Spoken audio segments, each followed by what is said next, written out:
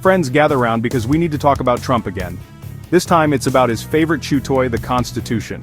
You see, his administration is suggesting we just ignore a little something called due process for unauthorized immigrants. And who's leading the charge? None other than the human embodiment of a migraine, Stephen Miller. This isn't exactly shocking, is it? Miller claims the Constitution allows for suspending due process during an invasion. Now, last time I checked, we weren't being swarmed by aliens or Canadians with bad taste in beer. But hey, maybe Miller knows something we don't. This isn't the first time Trump and his cronies have cried wolf about an invasion at the border. Remember back in 2015 when he tried to use the Alien Enemies Act against some Venezuelan folks? He called it an invasion then too. 3 federal judges basically told him to take a hike. But here's the thing. Trump doesn't like being told no, especially not by those pesky judges who keep upholding this whole rule of law thing. He seems to think being president means he can just ignore the Constitution whenever it's convenient. Spoiler alert, it doesn't work that way. Now let's talk about this whole due process thing, specifically a little legal gem called habeas corpus. It's Latin for, you have the body. Don't worry, it's not as scary as it sounds. Basically, it means you can't just be thrown in jail indefinitely without seeing a judge. You have the right to challenge your detention, to know why you're being held. It's a pretty fundamental right, folks. Think of habeas corpus as the emergency brake on the government's power to lock people up willy-nilly. And trust me, with this administration, you want that emergency brake to be in tip-top shape. Because if we start chucking out habeas corpus for one group of people, who's to say they won't come for the rest of us next?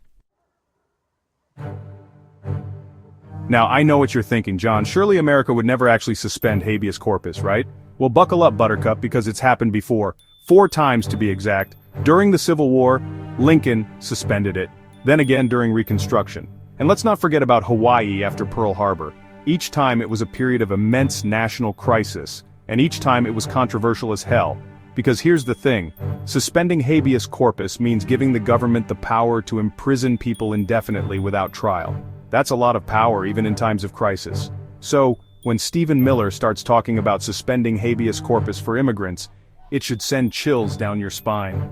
Because it means they're willing to toss aside centuries of legal precedent and erode our fundamental rights. And for what? To score some cheap political points?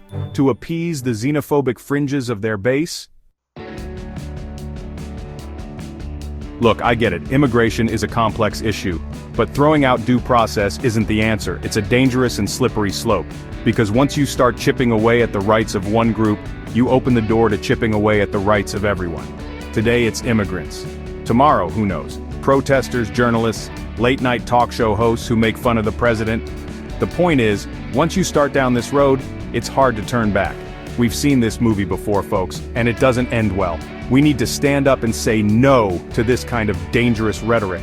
We need to remind our elected officials that they work for us, not the other way around. And we need to remind them that the Constitution is not a suggestion. It's the bedrock of our democracy, and we can't let them just ignore it whenever it's convenient. So, let's make some noise, America. Let's show them that we won't stand for this. Because if we don't, who will?